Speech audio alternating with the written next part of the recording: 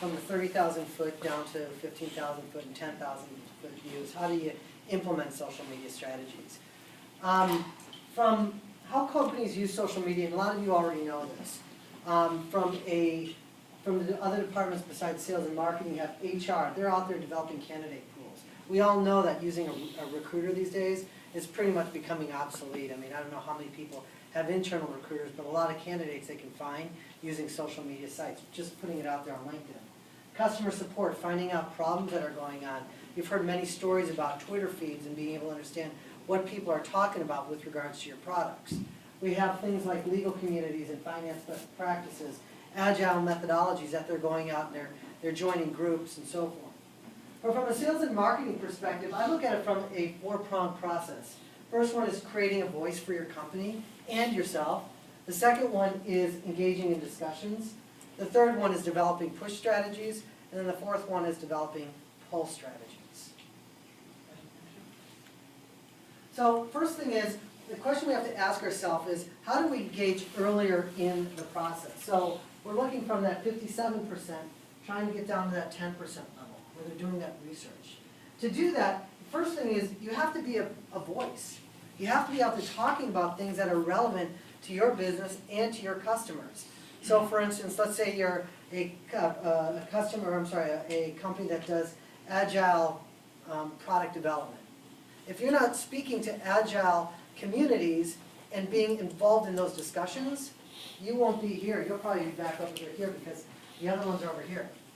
Second part is engaging in discussions. So you got a lot of different discussion groups that are out there, whether you're in Google Plus or whether you're in Twitter and you're finding out using hashtags what the conversation's about, or if you're using LinkedIn to develop in the groups to find out what people are talking about theirs. And then ultimately creating developing push and pull strategies, which we'll get to in a second. So creating a voice and engagement. By the way, I'm going to use a real live example for mine. I am speaking with a client that I found 2.5 weeks ago using social media.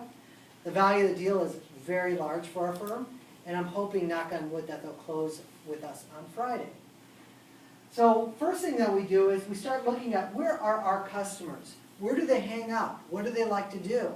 Where do they go to get information? Well, here's a couple of groups. For me, I know the CEO for us is our ultimate buyer. There's a group out here called CEO, CXO, and so forth. I was actually talking to Ralph over the weekend, and Ralph said that he was part of a group called Jet Setters, was it? It's called Jet. I think it's a business travel. Business travel, right? Guess where CEOs go? Guess where I'm going to be going and talking to these CEOs? There's one, the innovation. There's one about innovation I'm interested in. I've actually taken an inkling to food and beverage. I came from high tech, but they also, at DaggerFoil, they call me the chief revenue of Vice, because I seem to get myself involved in deals that go to Las Vegas and or liquid types of deals. And so I've joined the food CPG thing, and I'm talking to them about what's going on. And then we're getting a couple of deals going with them about go-to-market strategies. There's some strategic elements behind that and how I'm engaging with the customers and pulling them back in to talk to me using challenger methods. There's a guy here named Jim Poland. Nice guy, 65 years old, lives out there in Pennsylvania, right? Jim Poland loves stuff. He loves social media. He talks about achieving his goals, and he posts it to CEO, leaderships, and bloggers and management, social media. So one day I reached out to Jim. I said, Jim, you seem to be really involved in this stuff. Do you think you can give me some tips about my business and so forth? And he gave me a call back. And he wrote a couple of blog posts for us that's on our website. So the social media sites that are important just at the basics are LinkedIn groups, Twitter using pound signs. You know about this? Using the hashtags, right? The hashtag, if you use like pound leadership and you do a search on that inside of Twitter, you can find every single conversation that's going on with regards to leadership, with regards to small biz, with regards to family biz, with regards to success, with regards to blogger, with regards to social media, and on and on and on and on. You can look at the Google communities, which we'll get back to in a little bit. Everybody should have a business blog, something for their website. You should also have your personal blog. We each one of us, the DaggerFoil group, have our own blogs. Dave here has Cycling with Sales Leaders. He goes out and he talks to sales leaders, and he goes biking with them because he likes a bike. And so along that, he's posting content that's relevant for him, but it also is relevant for our business because we link back and forth between our business and his blog. So it amplifies the messages that we're trying to create. Be consistent, be active. So engagement. Here's an example. We all write posts, right? We're all out there writing. Here I am in an example that, by the way, if you don't know, that's me. I wrote an article here a couple weeks ago. So should a CEO be involved in a sales process? Where did I get this? I was out on a LinkedIn community, and they were talking about this. And I decided that I'm going to own this conversation.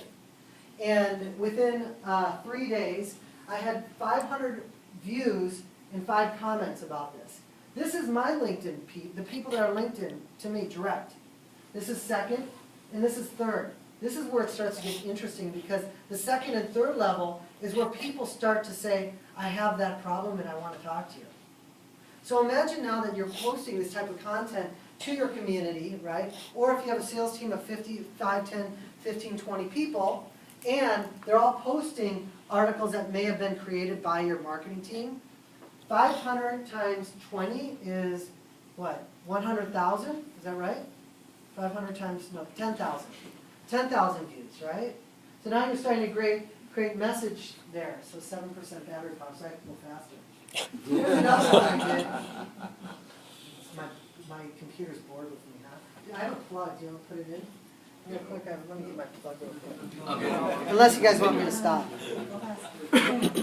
So here's another one. I actually put out a commentary blog that had a funny explanation of social media. Going back to the thing about people like a good story, the comments that was hit on this was, I had 4,667 views, 59 likes, and 9 comments. My comment thing was extraordinarily long. I had people still emailing me about this thing, and I wasn't even the author of it. I was just reposting something. So engaging with it, I'm creating a voice, I'm creating authorship. I'm hoping that CEOs like me and who I am, and the content that I'm delivering, and that they ultimately come to me. Engaging next. So in the push strategy here, so you have, that's an example of what we just talked about. We have a company voice, one message. If you have 20 salespeople, 1,000 LinkedIn contacts each, plus 1,000 Twitter followers each, that's about 40,000 potential views of this. And then you got the benefits of this thing is you got the shares and the retweets. So you create it, it gets reviewed, you execute on it, you follow it up, and you can measure it to see how well it's coming. So now you're creating a push strategy that you own the conversation. You've created a voice, you're creating content with that voice, you're owning conversation. Can I interrupt one Yeah. thing? Okay, one thing to note, this is most marketing departments. You have your direct people in your email list, Jen, that you've been, your trade show folks, these are the people you're posting to. When you start engaging your sales team, that's your second degree. When they start getting conversations with their prospects or other people in the industry, that's the third degree. That's how you expand that message rapidly. That's how social selling works. Yeah. And we have methods by which we can make this happen. So let me talk about the pull strategy here. So this is an example of a pull strategy where I've either started discussions or I've shared content. So in this particular example, in the forum there, go-to-market strategy, I started a discussion, why does a sales leader, where does a sales leader or CXO get information as to how they should create a go-to-market strategy domestically or internationally? That was important to me because one of our fundamental foundation, one of our tenets at DaggerFoil Group is we help companies with go-to-market strategies. So I wanted people to start engaging with me on this. And I got this, and I got a bunch of comments, and there's a lot more than that afterwards. So people were engaging with me. On this side, I was sharing the piece of content, and people in posting it, and I had a blog here over Halloween. Want to know the scary truth about devilish distribution model? It was a silly thing, but it got views, and it got people to come to our website. I got people to talk to me about the distribution model in the food and beverage industry, and they started coming back to me. And it also is applicable, though, for high tech. Great. So on the pull strategy, let me give you an example. I was sitting over at the Peninsula Athletic Club, doing my thing that I'm doing, scouring through social media, learning about things. And I came across a conversation at that particular time about a company that, the pizza's here. Okay. Here's my credit Keep card going. too. Can you give me that? I got it on video. He hired me at NetSuite too. That's the scary part. All right, so the poll strategy. Finding the discussions that are relevant to your business and that your customers are talking about. And then immerse yourself in those conversations. That's what I did. I had a company that was looking for a distributor, and I used a challenger on her. I said, you know, with the distributor model, one of the problems in your industry that I've come across, that I've noticed, is that you can actually put it out there, the distributors can get out there, but nobody buys this stuff. Nobody buys it, it just sits there. You're walking by a shelf here, and you see this thing, and you don't recognize the brand, you keep walking. But if you can create a connection with that brand and what the customer is experiencing, then that customer will buy it and you're going to pull. People start buying your product. And I reached out to her on social media. I said, if you want to talk more, here I am. Thank you so much for making contact with me, Deborah, blah, blah, blah. This is their thing. This is actually $250,000 now, and I hope it closes Friday. This was 2.5 weeks ago. And the reason that this went so fast was it was relevant to what she was talking about, which made it important to her, which she then started engaging with me. The value to her, because we were able to sell it, we were able to talk through those important issues, went faster. Every other competitor, and there was no other competitor, we were it. And knock on wood again, it hasn't closed, it's Friday, but she sent me an email and my power went on, I started freaking out, so I had to go look to see if I could find out what her email was. She just wanted to reschedule for next Tuesday, so we're still good on this. Next. Question? So I think your assertion about having your own blog is a great one. Do you think having LinkedIn as your blog platform is good enough, or do you think you need a separate one? I think that you got to start engaging all the social media platforms. And, you know, this doesn't take a lot of effort. This is something I do 15 minutes at around, in the morning. I do it after lunch. I do it in the evening. I know for a fact that CEOs look at Twitter based upon the time. The CEOs look at about 8 o'clock in the morning. VCs, 8 o'clock in the morning. VCs are 1 o'clock in the afternoon. So I have two communities there that are important to me. And I know that if I do something at 8 a.m. and 1 o'clock, I have a higher probability of engaging with these types of communities. Also, too, Google Plus, and I'll let Jonathan answer this, Google Plus is going to be overtaking Twitter from a business social media platform. Maybe you want to talk about that? Yeah, it's because of the relevancy from a marketing side is the search engine optimization. When someone's actually looking for information, Twitter results really don't show up at all. Not very often. You will see Google Plus results, especially if you're looking for your lead gen. You guys just create a great blog or a white paper or another download of some sort for your marketing team. If you have Google, if your sales members are connected to their prospects on Google Plus, the results for that individual will show higher in the results. It's kind of a little bit harder to describe until you start seeing pictures on Google results and you start seeing, wait, someone connected that to me. And that's kind of what's happening within Google Plus. Let me give you an example of how I newsjack the America's stuff, and I wish I put a picture up here. So anybody here hear of newsjacking? Yeah, one, maybe two. So newsjacking is taking a story that's really, really important that's out there and making it about yourself.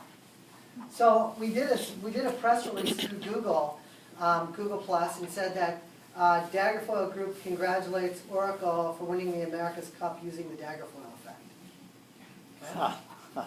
So a person sees this and they start reading Oracle won after a best of comeback series, blah, blah, blah, which is stuff that every one of those authors from ESPN, USA Today are writing about, right? Using the DaggerFoil effect is exactly what companies do to increase sales, blah, blah, blah, blah, about sales, right? So you then start looking at, the moment it occurred, we hit it, and I took a screenshot of this. You had News for America's Cup, ESPN, blah, blah, blah, USA Today, blah, blah, blah. Something else, blah, blah, blah. Cameron Ackery's picture with the America's Cup and DaggerFoil effect and everything else. But it was newsworthy and it was free. And it drove people to read this thing about how DaggerFoil effect improves. So it improves, lifts businesses above the waves of competition. So there's a whole methodology behind this that it's much more than just these little tactics that we talked about. It's first of all, it has to be adopted by you because you have to get past that. This is something that I used to post about a bologna sandwich, right? It's really about creating business. And the benefits are you're going to have relevant pipeline. You're going to have deal velocity that's much more quicker. Third one is your pipeline is gonna grow and you're gonna get sales much more quick, much faster. And then also your cost of sales is also gonna be lowered. So for instance, you might have a marketing campaign where you're sending out things to these people. That costs money. You do something like this, it doesn't cost money. And it's a habit. And you'll start to create the voice, you'll be able to drive more people to your website and so forth. So the last piece, but not least, is I want to give you all a little bit of homework. Of course, you don't have to do it, but I encourage you to do it. The first is, I want you to go think about who your customers really are and where do they hang out? And what are they talking about? So this is from your customer perspective. I'd like you to find one group that your customers are a part of. Imagine going and saying, my customer is give me an example, somebody has your biggest customer. Wells Fargo. Wells Fargo, right? And your buyer, your primary buyer is a VP there. Imagine going there and finding out through Twitter and through LinkedIn groups what this person's talking about. Go engage in a discussion with one of your primary buyer at one of your biggest companies.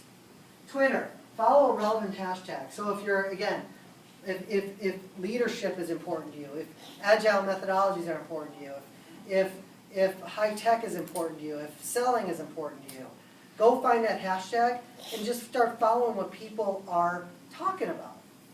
Follow them and start watching the conversation. By the way, social media is like a dinner party, right, or a cocktail party. You don't go in and start saying, here I am, come love me and enjoy me. You go in there and you start engaging them on discussions, or else they'll kick you out of that group, right? Third, Google+, go join it. Everything's around Google. The spiders follow it, it's part of the SEO, part of search engine marketing. You've got to get yourself a Google+ profile. Fourth, cultural. Get over your privacy issues. A lot of these VPs, execs are like, I only link with people I absolutely know. Jonathan, how many do you have in your LinkedIn profile? Over 16,000 now. I have 4,000. Because I want to use that as an asset. I want to be able to get to that person who's important to me faster than anybody else. And by the way, invite me to your LinkedIn. And then last but not least, that's the extra credit. Invite us to your LinkedIn and follow us on Twitter. Questions, comments, concerns, complaints? Yeah. We actually went to a LinkedIn focus group a couple weeks ago, and we talked a lot about the summary. And they encouraged the summary to be kind of folksy, kind of more interesting. And I was encouraged to do that. But when I looked at everybody else, all my other connections, they all looked like resumes. Yep.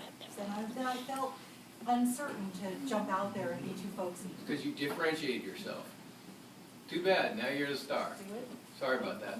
That's the whole thing is, if someone comes to your profile and you just don't have a summary, it's just a resume.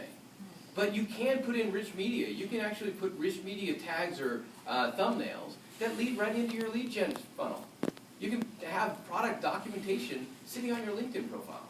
So that stuff's good. I mean, the best thing I've seen from LinkedIn profiles is tell a sentence about yourself, why you're passionate about your company and your industry, what you do for clients, and why you do what you do. If you do it, it's just really simple, but most salespeople have never seen that before because most salespeople's profiles are terrible. Yeah.